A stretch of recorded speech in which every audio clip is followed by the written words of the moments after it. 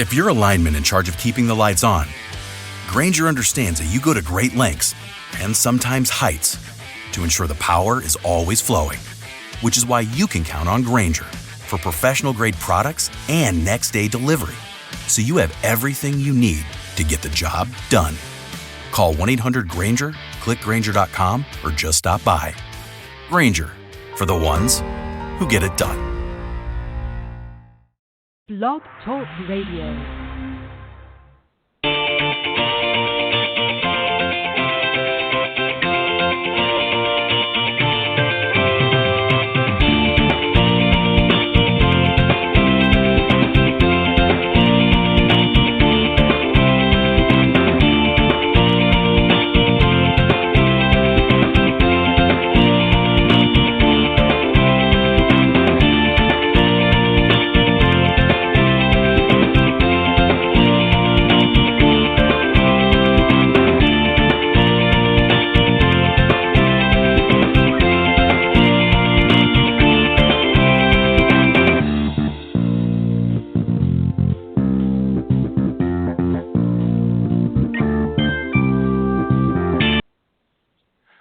Good morning, everybody, and welcome to the Women of Golf Show. I'm Ted Odorico, and right alongside is, of course, none other than Legends Tour player and LPGA professional Cindy Miller, and we are the hosts of the Women of Golf Show. Good morning, Cindy.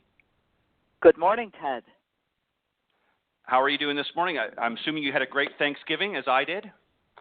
I did. I love apple pie with crumblies on top. Yeah, Wait a minute. Where's mine? How come I didn't get a piece of that? I'll ship we you hope that piece. FedEx same day delivery. I'd love that. Don't add the ice cream. I'll get my own because it'll melt by the time it gets here. Anyways, welcome to the show, everybody. We're glad that you can join us this morning here on the Women of Golf. As always, Cindy, I'll just give the quick announcements and then we'll get right into some discussion. Don't forget to join us on blogtalkradio.com. Go there every morning, and you can catch some of the archive versions as well. But join us Tuesday mornings from 9 to 10 a.m. Eastern Standard Time at blogtalkradio.com. Type Women of Golf in the search key, and that will take you to the current show. Or you can certainly follow Cindy Rye on all kinds of social media platform from Facebook, LinkedIn, and, of course, Twitter.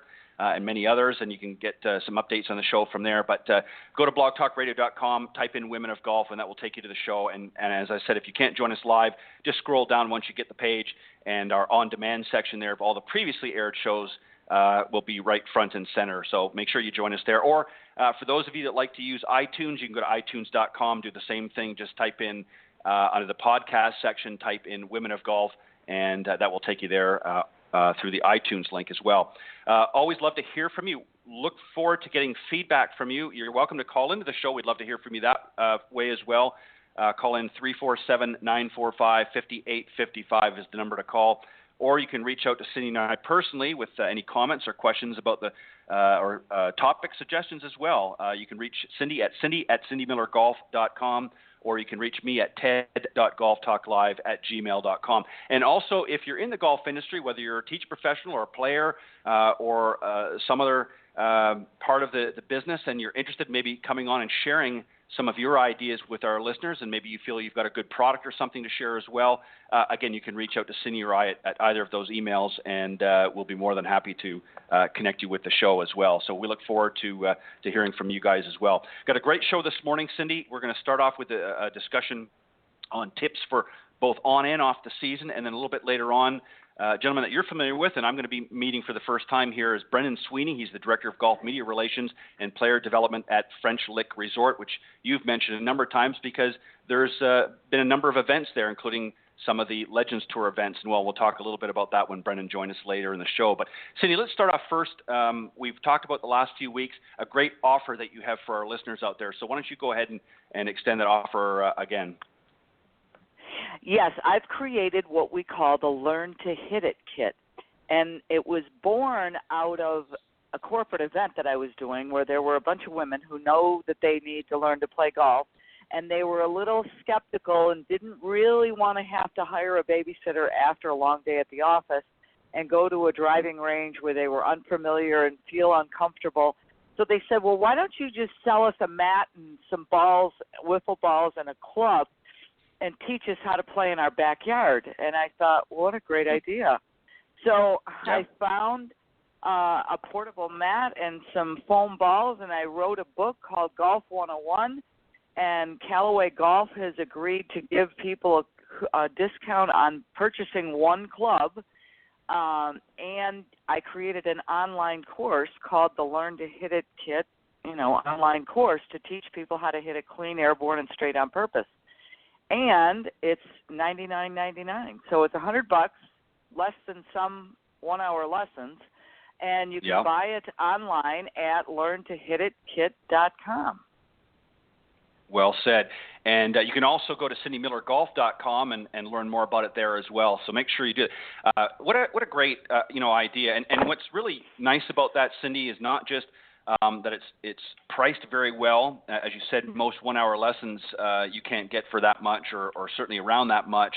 And you have the opportunity to be able to do it online and take your time and study it and practice some of the methods and the teachings that you have in this online course for $99. Plus, you get a club that you can use as well, and a mat and some practice balls, and you can just really work on your game.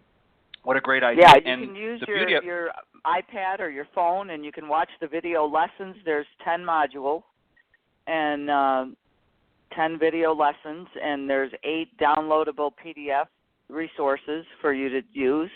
And even if you're a seasoned golfer and you're not sure what you're doing, you're still going to learn to hit it clean, airborne, and straight on purpose. Well, and you know what, Cindy, the other thing, too, is, again, whether you're a seasoned golfer or not, it's always good to refresh your memory on some of the things that, we sometimes take for granted. As time goes on, we forget some of the basics and some of the general concepts that we need to be focused on. So if nothing else, it's a great refresher course for some of those players that maybe are a little more advanced in their play. So great. And I like the fact that, people that you've worked with reached out to you and helped you put this together by telling you, hey, this is what we would love. We would love if you could do something like this, and you went out and did it. So I know it'll be very successful. And it's a great opportunity for those of you with Christmas literally just a hop, skip, and a jump away. This is a great gift for that golfer in your family. So make sure that you go to Learn to Hit It. Sorry, go ahead. I just wanted to mention also that if you want just the course and you don't need the mat and the balls, you can do that as well. Email me at cindy@cindymillergolf.com. It's $49 for the online course. Perfect. And so you have no excuse at this point if you're listening to the show this morning about learning this great game. One of the things, and we're going to talk about this, I'm going to add a point to our discussion this morning, something that I was watching on TV literally this morning, and I wanted to mention this goes to really, I think, what a lot of people lack in being able to improve. And it's not a skill, or it's not, learning how to hit and things like that. It's a lack of desire. And I'm going to explain that, Cindy, and then I want to get you to chime in on this. We always make excuses. I can't get out to the practice tee, or I just can't play enough because I got so many other things. The truth of the matter is, if you have the desire to become a better player, whether you're looking to advance, at the tour level, or you just want to go out and have some fun, if you have the desire to be better and to become better, you're going to find time. And I think that this is what a lot of people lack, is they lack that desire, that they make too many excuses for why they don't get out and practice and work on their game. And we all know we're busy and we've got other things in our lives. But again, if you want to become a better player, I think you have to tap in and create that desire to want to get out there and work on it. Do you agree with that, Cindy, a little bit? Yeah, and that starts with knowing your why. Why are you playing? Yep. And again, the Learn to Hit It kit was created because people know they need to be able to network on the golf course and play golf in a business setting. And it's like an added toothache that they don't need. I don't want to look stupid. I don't want to do this. And so I'm trying to make it as painless as possible. But a lot of people play this game just to go outside and feel the fresh air and breathe it in, or to hang out with family, or, just for fun. So you got to know why you're doing this. Not everybody wants to be a tour player. Yeah. And something else, Cindy, I want to touch on, because you mentioned before we went on air, as we said at the beginning of the program, I said we would love to get your feedback. And you had some great feedback, and I think you should share that with the audience, because obviously we want them to know that we do listen to what they have to say. And if they want to hear more of something on the show, we're going to certainly do our best to comply with that. So just maybe share just a little bit of that story, some feedback that you got about last week's show. Yes, one of our now my friend and student from Seattle, or Oregon, Laura Lee, don't get mad at me that I used your name, but she emailed me and she said, I just want you to know that I listened to the show last week, and I really appreciate you saying that people learn in a variety of different ways. And so it's very important when you give a lesson that you find out the language of your student, and the lesson has to be student-based, which I know the LPGA is adamant about pounding into us when we get certified, that it's not about you, it's about the student. And so she was very adamant that, when I was helping her online, which she purchased the Own Your Game Academy last year, and we talked on the phone, and then we did some Skype stuff, and I said, well, take this assessment to find out whether you're audiovisual or kinesthetic, because if I don't know what you are, I can't teach you in your language. So if someone's visual, you have to give them a visual cue, or you would videotape them, or you would show them your swing. If someone's auditory, you might make their instruction into a mantra, if you will. Hang from the hips, crack the knees, back with the left, slap with the right, something like that. And then if you are kinesthetic, you might say, I want you to feel the club rest on your left thumb at the top of the backswing if you're right-handed. So, again, it's very important that you know what you are, that your instructor wants to seek what you are, and they speak in your language. And she sent me an email, and she said, oh, wow, that was awesome. Thank you for saying that. So I just wanted to share it. Right. Well, thank you again, Lorelei, for reaching out to Cindy and sharing, your thoughts on the show, and we appreciate the compliment as well. We try to have discussions each week, both with and without guests, to really help you. That's what we're here for. This is really the whole purpose of the show. It's not just an entertainment factor. It's also we want you to get something out of it. So we're grateful that obviously people do. We know people are a little shy, and sometimes they don't always communicate that. So I can't emphasize enough. We strongly encourage you to reach out to us. And I'll very quickly, Cindy, I'll read out the emails again so people have them. Mine is ted.golftalklive@gmail.com, and yours is cindy@cindymillergolf.com. If you're tuning into the show, feel free to shoot us an email and let us know your thoughts on the program. Get involved with the program. This is really about you and how we can help you become a better player and hopefully a better person. And we want you to get out there and have fun, of course. That's ultimately the goal, is to get out there and have fun on the golf course. Cindy, we're going to start into a little bit of our discussion this morning on some tips for both on and off season. And the first one I want to talk about is really not specifically, it's any time really, but obviously in season you're going to be on the golf course. And somebody had asked me this question before, and I'm sure you've heard it many times as well through your teaching, is how do I get rid of nerves on the golf course? Is it a good thing to have some nerve, or is it a bad thing? And what are some things that we can do to help make it so we're not so jittery out there in the golf course? What are some of your thoughts, Cindy? Well, I would say define nerves. So I'm going to ask you, what do you mean by nerves? Well, I think a lot of people, I'll give you an example. We get up on the first tee and we're nervous because we know there's probably going to be a handful of people watching us. So we kind of get a little twitchy, and we're not really relaxed, and we're not really focused at the task at hand. So how do we sort of refocus our efforts and get into the game and not worry about the distractions around us? Because that tends to cause our nerves to get a little bit shaky. Well, so I would say you just kind of answered your question, because they're not focused on the task at hand. They're worried about something in the future of, oh, my God, I don't want to hit it in the water, or I don't want to look stupid. So again, I believe that you need to practice in the off season, work on your game, so that you know what your swing cues are. You have to think of something while you're swinging, or you have to visualize something, or you have to try to feel something, or you have to sing a mantra of the audiovisual kinesthetic. But if you don't know what you're doing when you're swinging, then it is up for chance. And when it's up for chance, the nerves are going to win because you don't know what you're doing.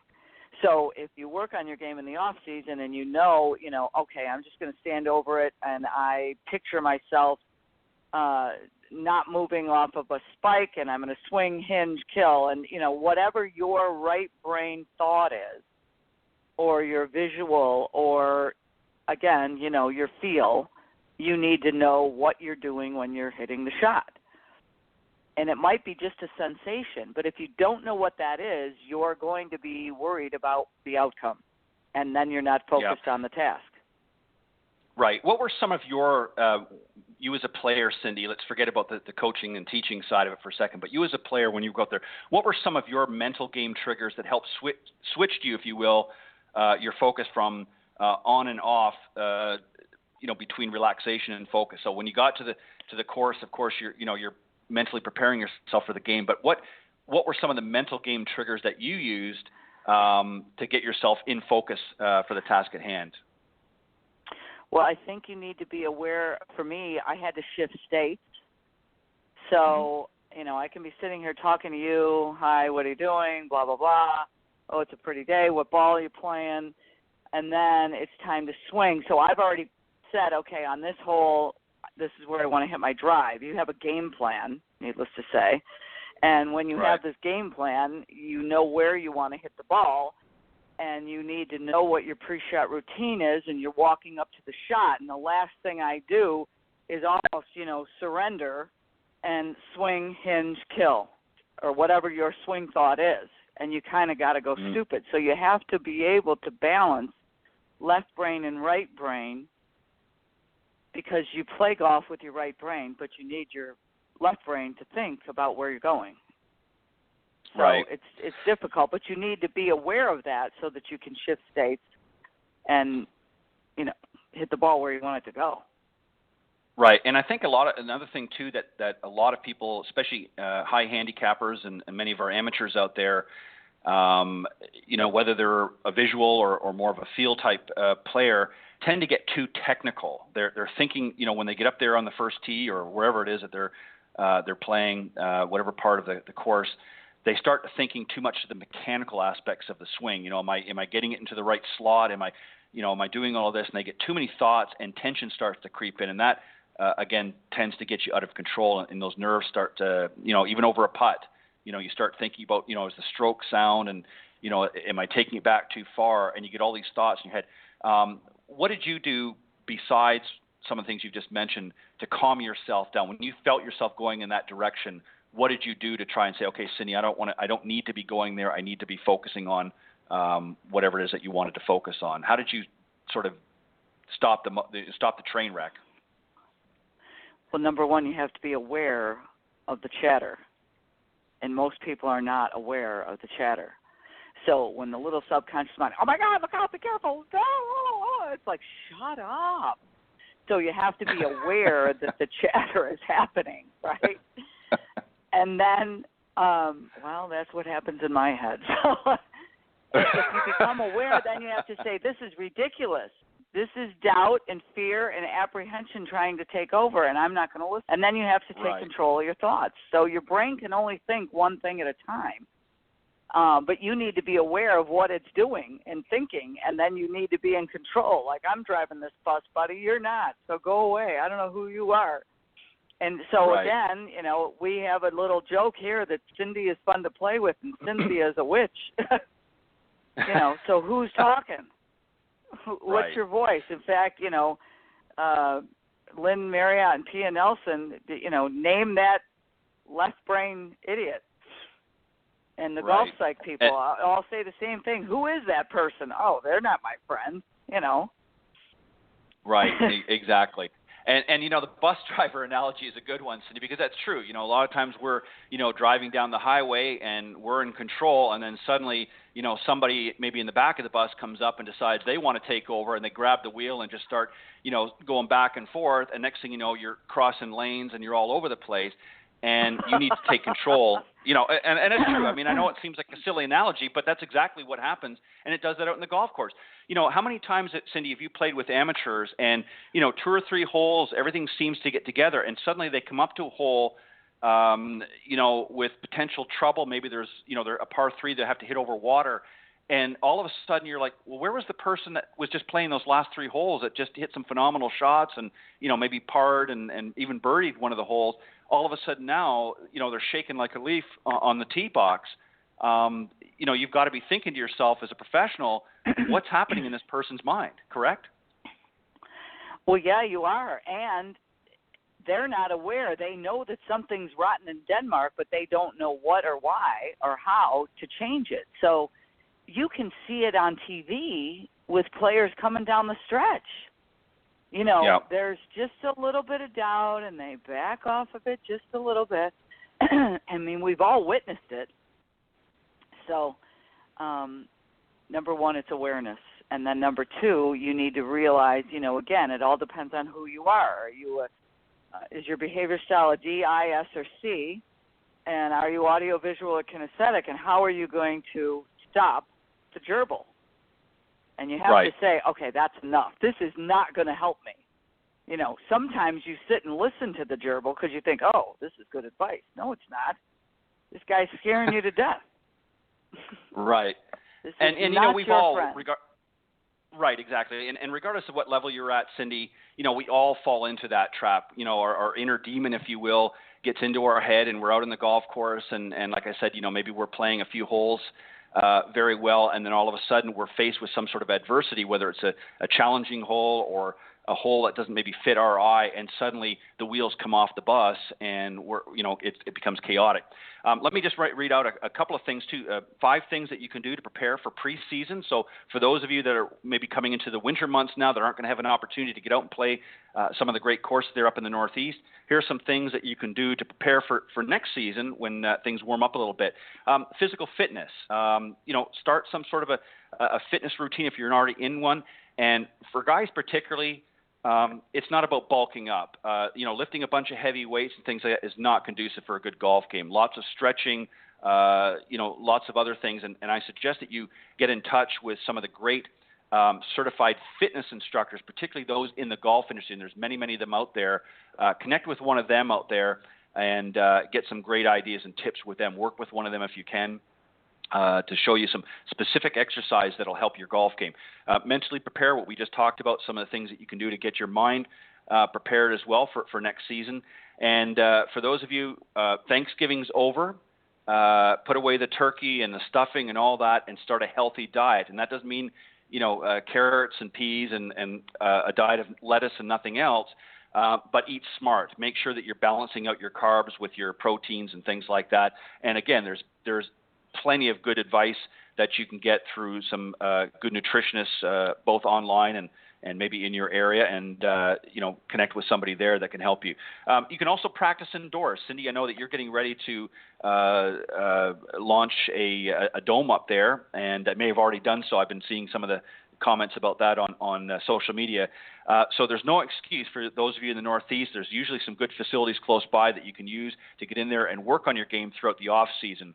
And create and reaffirm a good pre-shot routine. Visualize the course that you want to play, the holes that you're going to play, and plan a strategy. In other words, access your mental game. Those are some things that you need to do to help prepare for preseason for those of you, as I said, going into winter months. Anything I forgot? Anything else that we need to add there? No, I think you're doing great. Thank you. And the other thing is, even during the season, Cindy's talked about some of those. Again, create some good practice sessions. Practice with a purpose. Cindy, how many times have we seen people, and we joke about this sometimes, that, raking the balls over and just hitting ball after ball without really putting any thought or creativity into their practice sessions. I'm sure you see this all the time, right? Absolutely.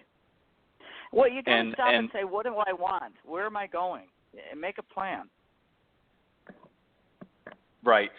And the thing is, Cindy, it's okay for maybe to hit 5 warm-up shots like that just to get the muscles going and loosened up. It's okay to do that for a few shots, but then you've got to start getting a game plan, as I mentioned earlier. Practice, visualize. If you're playing, we've got Brendan coming up here in just a few moments. He's got a great course up there at French Lick. You're not going to be able to play that course well if you're just raking balls and hitting them on the practice tee. You got to visualize, the shots that you're going to be potentially faced with out there. There's lots of undulation on the course, and the greens, are good, but maybe fast in areas. And Cindy, you've played that, so you can attest to the challenges on French Lick. So you got to visualize the course that you're going to be playing. And if you've never played there, talk to the pro in the shop. Say, what are some of the things that I need to be working on that I can go and practice here before I get out my round? And what are some of the areas, the trouble areas that I need to guard against? So, prepare yourself before you go out there.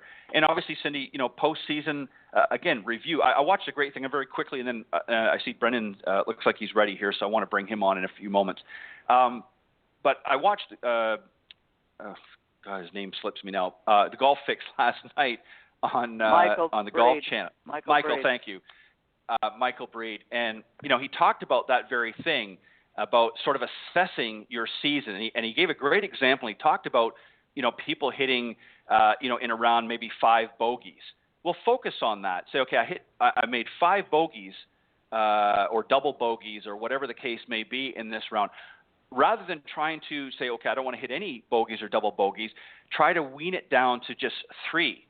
So focus on that. What can I do differently to reduce the number of bogeys and double bogeys? And I thought it was a great. So go over your rounds through the year. Some of them might be real bad, but that's okay. You can learn from that. And Cindy, you've played, I'm sure, some rounds that were less than stellar. And obviously those are the rounds that you learn most from than the better rounds, correct? Absolutely. Especially if you're willing to look in the mirror. You have to stop and say, okay, what's wrong with me? And most times it's got nothing to do with your golf swing. It's got everything to do with your head. So. Right. Exactly. And that, again, goes to the mental side. Nicholas talked often about that, about the mental side of the game being really the nemesis for most golfers. It's not the physical game yet. Everybody seems to focus and practice on the physical side of the game. Everybody's out there trying to get the perfect swing and hit everything just, all the shots just perfect out there, but they're not really thinking their way around the golf course. And again, no criticism of Jack. He certainly was not the best ball striker. He was certainly a good ball striker, and he hit some great shots, but he was not the best ball striker out on tour. But mentally, and again, you can argue others in that, but I truly believe that Jack Nicklaus was, if not the greatest, one of the greatest mental game players that has lived to this far. Certainly Tiger is up there, and there's some great ladies out there as well that are great at thinking their way around the golf course. So that's something that I think that people also need to understand. And when they're working with somebody like yourself, Cindy, don't just worry about the mechanics. Work on the mental side of the game as well. Correct? Absolutely. All right. Absolutely. Let's bring our special guest, Brendan Sweeney, out. He is the Director of Golf Media Relations and Player Development up at French Lick Resort in Indiana. And Brendan's been playing golf since the ripe old age of 11 years old when he started as a caddy at Medina, just outside of Chicago. He had the pleasure of caddying through high school and college, and he says the pinnacle of that experience was caddying in the 1983 Western Open at Medina, and also gave him an opportunity to work at the 1988 Senior U.S. Open and the 1990 U.S. Open. And in the early 1990s, he also worked in the film and television industry in Chicago. Then in 96, he relocated to Orlando, Florida, where he worked for part of the Universal Studios, handling video production, sales and marketing, where he sort of honed and developed some of his business relationships with the Golf Channel, PGA of America, both the PGA and LPGA tours, and of course the USGA. And in 2009, the French Lick Resort, of course, was honored to have him join them. And since then, they've hosted 25 golf champions and still going strong, representing many different golf organizations. And also, he came with the goal of developing a resort as a premier golf destination and using a lot of the strengths and his public relations strategies that he's learned over the years he's helped to deliver that goal, I think, in great form. So without further hesitation, Cindy, let's bring on our very special guest this morning, Brendan Sweeney. Welcome, Brendan. Hey, Cindy Miller. How are you? I'm good, honey. So give me the new announcement because I didn't see it. Tell me what happened today on the Golf Channel. No, it didn't happen yet. It got moved back in Golf Channel fashion. So we're going to a meeting. Don't worry, you'll be the first to know. But our goal at hey, and Ted, thanks for the intro. Did my mom write that? It sounded great. No. It's amazing what the you're killing me. It's Christmas morning and you're not letting me open my presents. Well, I tell you what, it's going to be a big present. So good. We got to hold off a little bit, but I tell you what, it's great. Everything in French Lick, tongue in cheek, we're making golf great again. But you sure are. We're having fun doing it, and with our relationship with the LPGA legends, it's just going to get better and stronger and funner. And you know what? The French Lick's been around since 1845. We've had a great relationship with the PGA of America. We hosted 24 PGA Championship, which Walter Hagen won, and through the 50s and 60s, two LPGA Legend Championships. And then, the resort went down to do a little downturn, and the Cook Group out of Bloomington, Indiana, did a $600 million renovation, and I have the great pleasure of blowing the horn for some great people on great property in the Midwest. So with that being said, good morning, guys. Thanks for the great introduction. Good. Well, good morning, and Brendan, welcome. Thank you for joining us, and thank you for bringing some excitement and enthusiasm. And I wish you could share the secret, but you have I'm sure Cindy will attest, you have an invitation to come back on the show and share when that secret is going to be revealed once it's out. So we don't care if you just got to. We have a big Go ahead. bottle, and we're rubbing it, and the big genie's going to come out any minute now. But we can't tell you what it is. So let me. It's all right. It's okay. Let me just say. Yeah. Well, we share in your enthusiasm and your excitement, Brendan. And again, thank you for joining us this morning on the Women of Golf Show. Let me just maybe you could just expand just a little bit, if you don't mind, on some of the history of French Lick from its beginning and how the folks in that area have sort of embraced it.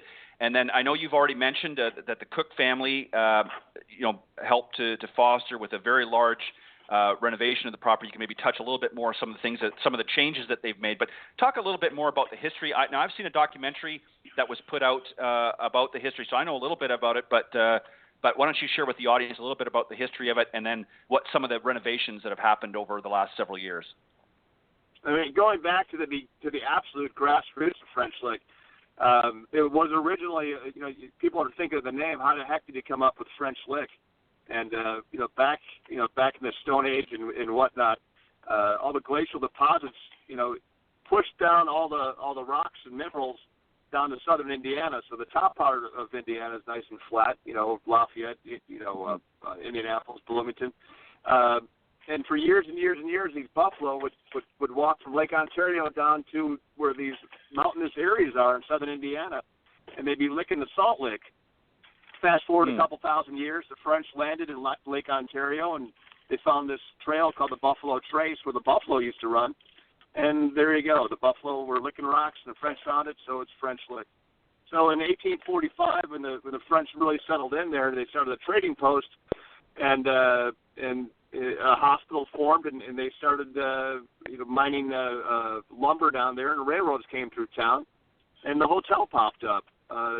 Fast forward another 50 years, turn of the century, a fire happened. They started rebuilding the French Lick Hotel, and then a mile away, a fellow by the name of Sinclair built the West Baden Springs Hotel. So you have two massive properties located in a railroad town in southern Indiana, and that grew over the years, in the gambling and entertainment and whatnot. And in 1901. In 1907 and 1917, we had 3 championship golf courses, 2 by Tom Bendelow and 1 by Donald Ross. And we just followed that history through. In 24, the PGA Championship came.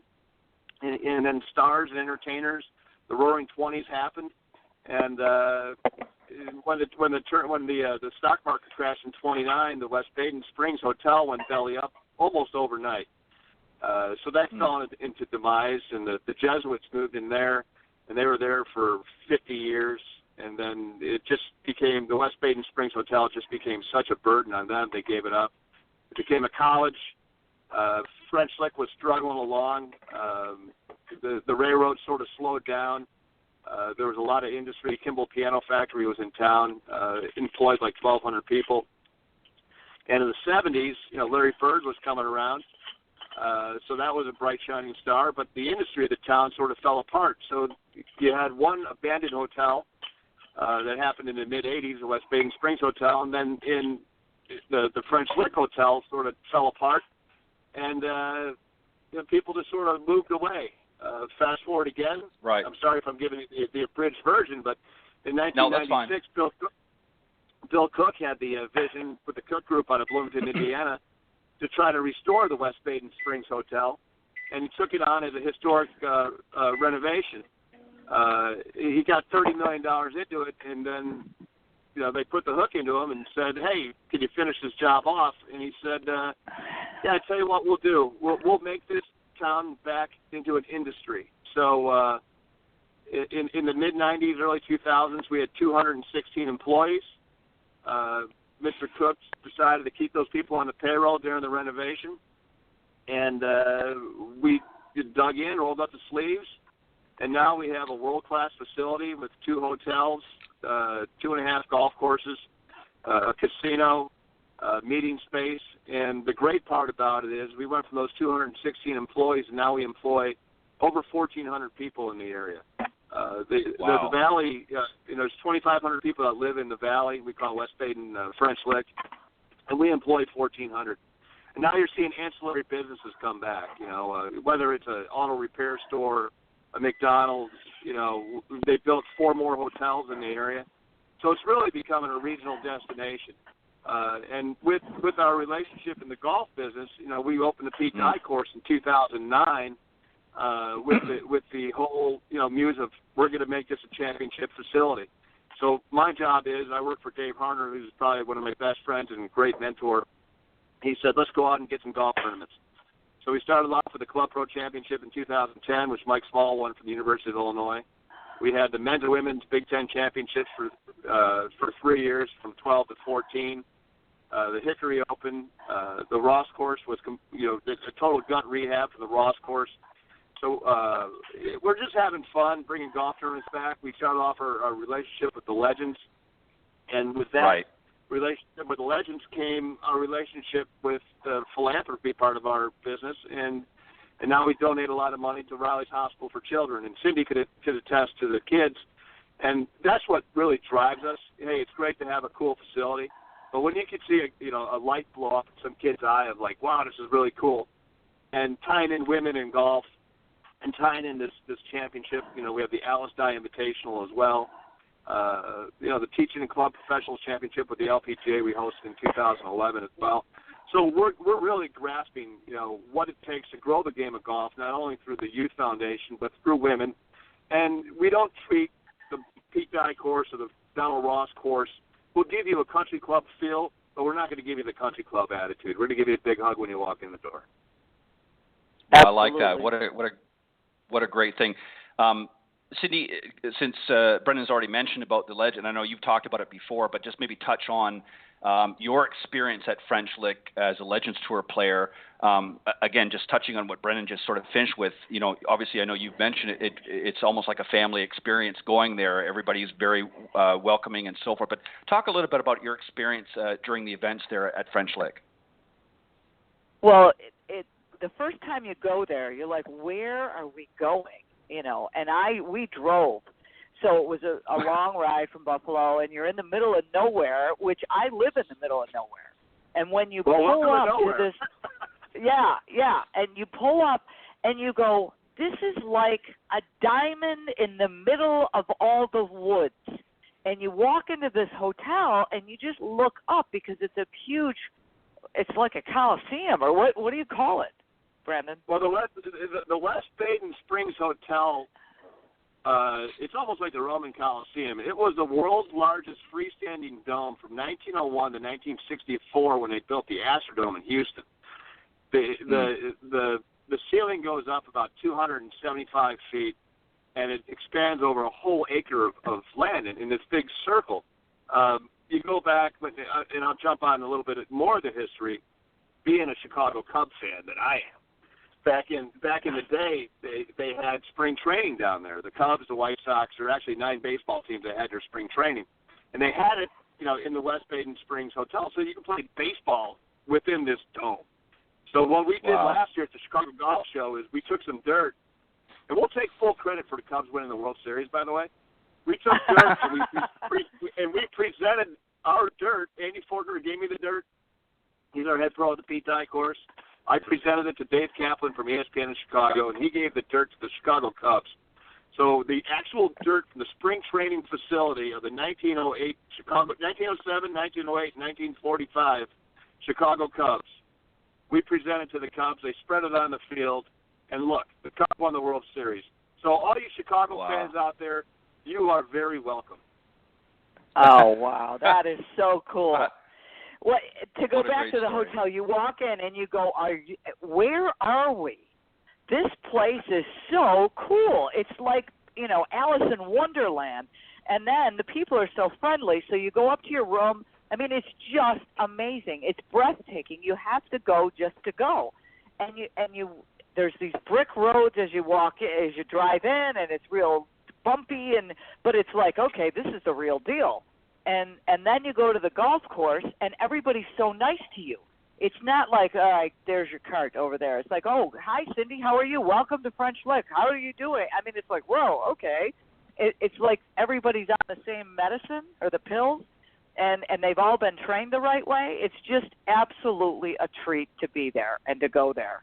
Everybody's awesome. And then the other hotel, the casino, it looks like it used to be a hospital. Was that the hospital? Well, back in the Civil War, it was a hospital. Then it burnt down in 1901, but it's always been a hotel. And it's if you look at the big old grand dames of hotels like the Greenbrier and the Broadmoor, and French Lick was part of that. And through the 50s and through the 60s and through the 70s, it's sort of when the railroads started to die, the town died with the railroads. And then now we have the opportunity to try to get this back on the map. So if you look at, you're a diamond in the rough in the middle of nowhere, I always tell people within 3 hours we have 4 NFL teams, right? You have Indianapolis, Cincinnati, Nashville, Tennessee, and formerly St. Louis. So you have that high concentration. And what we do with our regional meetings is, let's say if you're doing, a business meeting in the Midwest, you don't have to fly anywhere. Your whole team could drive in. And it's great for family reunions as well. We do a lot of multi-generational travel reunions with, grandpa, the kids, the grandkids and whatnot. And it's amazing how many people actually come back and say, hey, my parents were here. And when we're on the road, we do a lot of road shows, a lot of trade shows and whatnot. It's like, oh, my God, my grandparents' honeymoon there. My parents used to go there back in the 50s and whatnot. It's really a throwback of Americana. And, we have a trolley, we have, the banjo bands playing, and the staff is really what makes us, shine during this whole thing. And it's a direct reflection of the top. It's you have a medical company trying to run a resort, which is funny in itself, but the corporate culture of a corporation trying to run a resort, it's pretty neat. And you have a lot of enthusiastic people that have the same common goal because they knew what it was like back in the day, and they saw the downturn, and now it's rising up. It's almost like a phoenix rising out of the ashes. Well, wow, I think it's also appreciation, and again, when you meet Steve and Connie Ferguson, and he runs Cook now, right?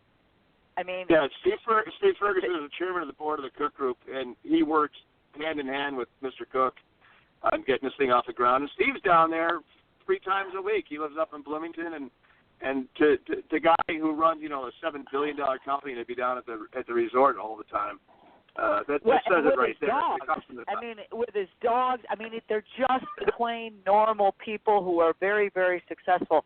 And Dave and Lisa Harner are awesome, and Joe, I can't pronounce his last name, but Joe Bizzozo. Yeah, it's just everyone is so warm. It's Midwest. It's awesome. You have to go there. And then the golf course. Well, oh my God, you can have nightmares about that. Yeah. And that's the other thing, and obviously, you offer some great golf, but also you offer some great things for junior golf, and also the Evans Scholar Caddy program. Tell us a little bit about that. Well, part of the deal was, Dave Harner came up with the line. It's like, hey, we're here trying to change people's lives, and part of the, back in the day, in the 40s and 50s, we used to have the Midwestern Amateur at French Lick for the Western Golf Association. So the Western Golf Association, based in Chicago, they have this killer caddy program. It's called the Evans Scholar Program. I caddied at Medina growing up as a kid. My brother was a recipient of the Evans Scholar. He went to Marquette. And Dave said, hey, let's see if we can get this caddy program going. And we were all in.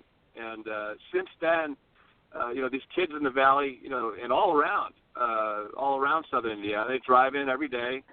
The folks drop them off or whatnot, and they come up to the Pete Dye course, and they have an opportunity to go for caddy or carry some bags. And right as of now, since 2009, when we started the Pete Dye golf course, we now have 11 kids enrolled in either IU or Purdue University with a full-blown scholarship for college, housing, room and board, whole nine bananas. And that is a life-changing event. You cannot believe Absolutely. the impact that has, not only as the kid that gets it, but their family and the people that surround them, knowing that the opportunity is there, that the people of our community in French Lick, they see this as, oh my God, you guys are you're walking the walk and talking the talk.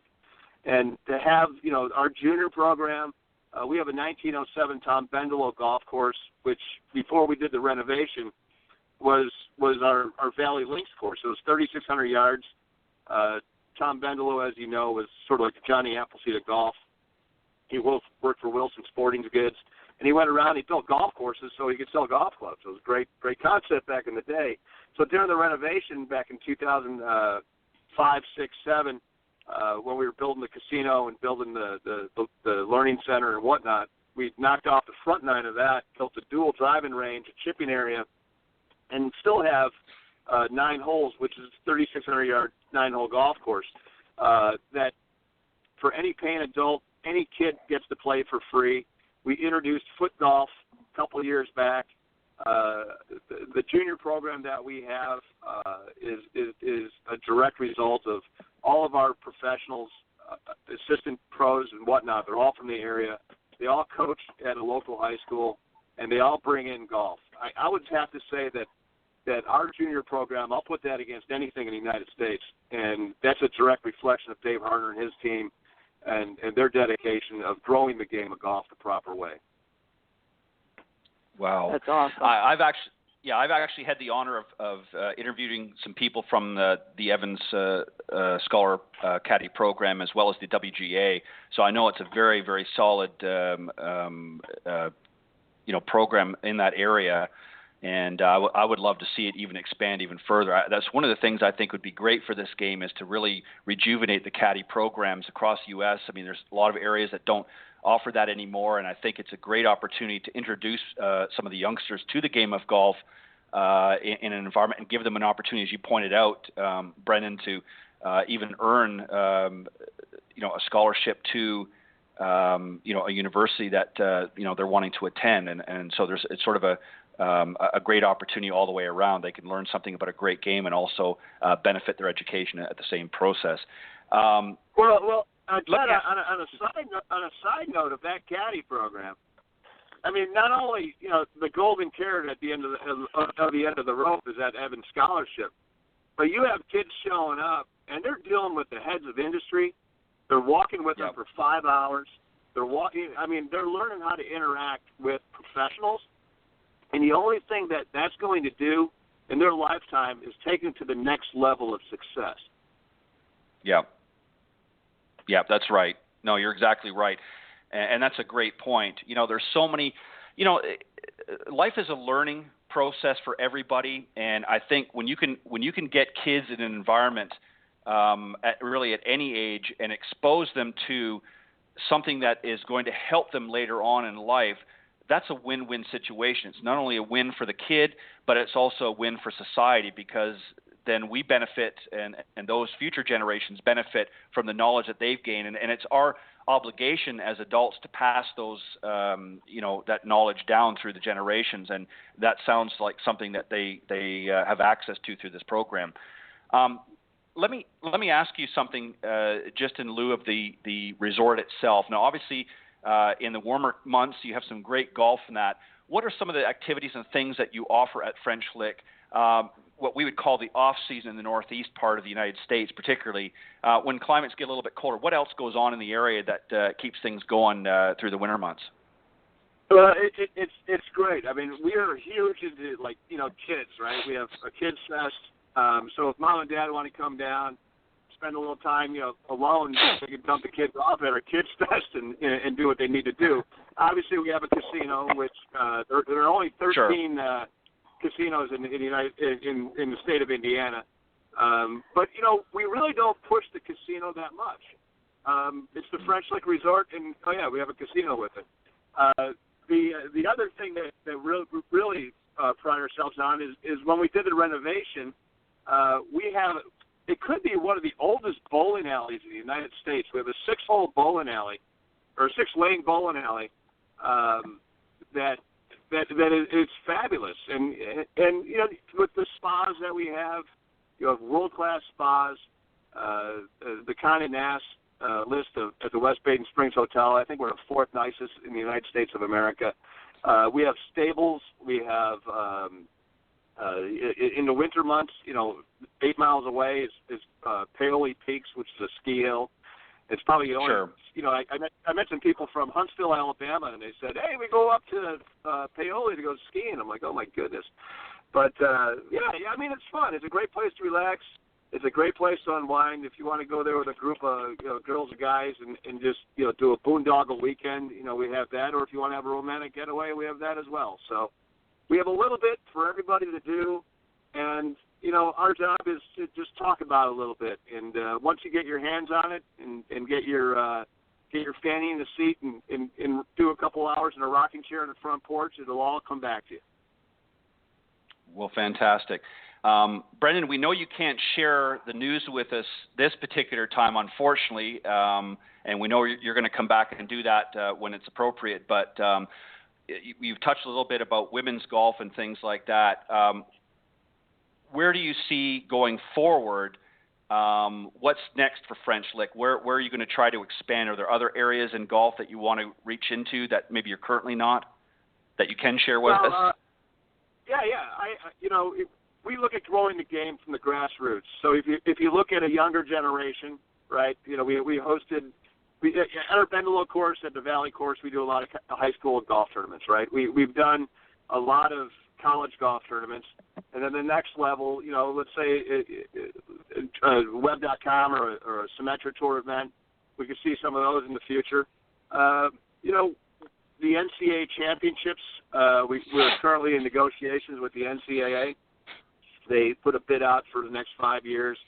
We submitted a bid. We should be hearing back with that. And that's a great, from a marketing point of view, I'm a marketing guy. That comes with 2 weeks of the Golf Channel, men's and women's golf. So you're looking at growing the game. I was actually at an event Saturday, the driver versus driver event. Wilson Sporting Goods there, and one of the girls that's running the PR department, she was, oh my God, I played at the Big Ten championships there at the Donald Ross course. So we're looking at that way, and hopefully we built the die course for major championships, and hopefully we're going to get a major real soon here. So I'll leave you on that happy note. All right, that sounds good. Well, we would love that, and And I'm just gonna throw this out there for the heck of it. I think Cindy and I would even love maybe an opportunity to come up and do a show maybe in 2017 from French Lick. I think that'd be a lot of fun and a great way to further promote it. So keep that in your hat as well, Brennan. We would certainly maybe love to. Go ahead. I'll make that happen for you. Well, we would love that. I think it'd be a lot of fun. I think that'd be a lot of fun. We're actually the most dog-friendly hotel in the United States of America. So you want to bring your dog with you, feel free. And we love Canadians. Bring all the Canucks down with you. Well, you're talking to one right here, so so you got the best. You got the American in Cindy, and you got the Canadian in me. So you're going to get the best of both worlds. No, we'll definitely. We'll put on the Helen Reddy for you, okay? I would love it. Maybe a little Gordon Lightfoot while you're at it. Hey, just lastly, you mentioned the Donald Ross course. Now, next year, 2017, is the 100-year anniversary. Is that correct?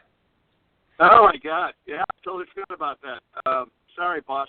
We're celebrating our 100-year anniversary of the Donald Ross Golf Course, and that's going to be a fun year. We hooked up with a Moon Pie. You guys remember the Moon Pie Company? Yeah. Uh-huh. It's a Southern thing. It's like marshmallows and chocolate. It's really good, but it's their 100-year anniversary as well.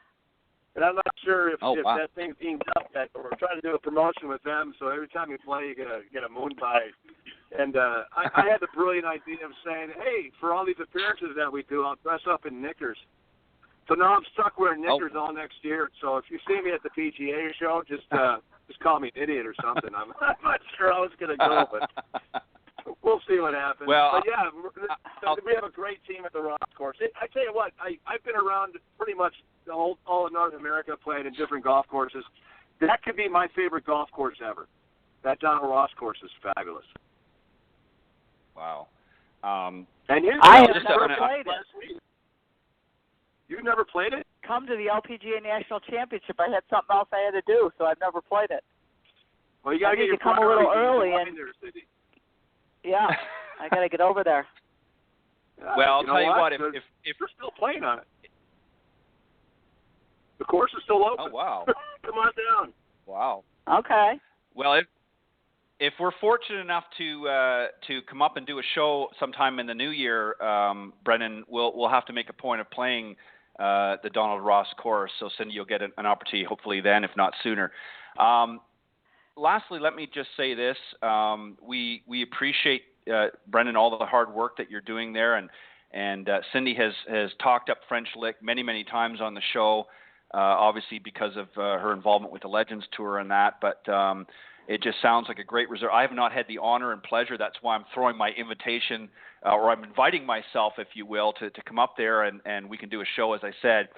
But it sounds like a great resort, and lots of hard work, lots of attention, and lots of love has gone into making it a phenomenal world-class destination, and we'll be more than happy to continue to promote it here on the show. But Brendan, thank you very much for joining us this morning. I wish we had more time, but you are going to come back. Just let Cindy know when you're ready to leak out the news, and we'll fill you in here somehow, and you can come on and share it in our show as well. All right. Well, you guys have a blessed holiday season, and have a great Boxer Day up there, okay? Will do. Thanks, Brendan. Thanks. Have a great day. See you soon. Hey, Cindy. Bye, honey. Hey, Cindy, give that grandbaby a big old hug, all right? Don't worry, I'm gonna. She's coming up in another week. I can't wait. All right. Take care. All right. Bye, honey. All right. Thanks, Brendan. All right. What a great way to just to sort of end the show on a note with Brendan and a great resort. It sounds like, as I said, a lot of hard work has gone into to make it the world-class destination. And I know that whatever news he's got to share, I know it's going to be big and it's going to be exciting, and you can hear it right here on the Women of Golf show. So make sure that you tune in and just keep those comments and suggestions coming. We'd love to hear from you. Again, our emails are cindy@cindymillergolf.com, and mine, of course, is ted.golftalklive@gmail.com. frenchlickresort.com. So make sure that you reach out to us and let us know what you'd like to hear on the show. Again, a very special thank you to our guest this week, Brendan Sweeney, the Director of Golf Media Relations and Player Development at the French Lick Resort in Indiana.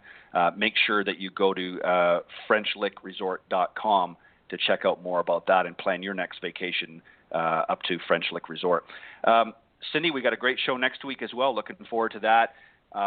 But thank you for all the listeners out there for tuning in faithfully each and every week. We appreciate your support and your continued involvement, and we look forward to talking with you next week on the Women of Golf Show. Thanks, and God bless everybody. And thank you always, Cindy Miller, for all the great work that you do. Have a great week. Bye-bye. All right. Bye-bye.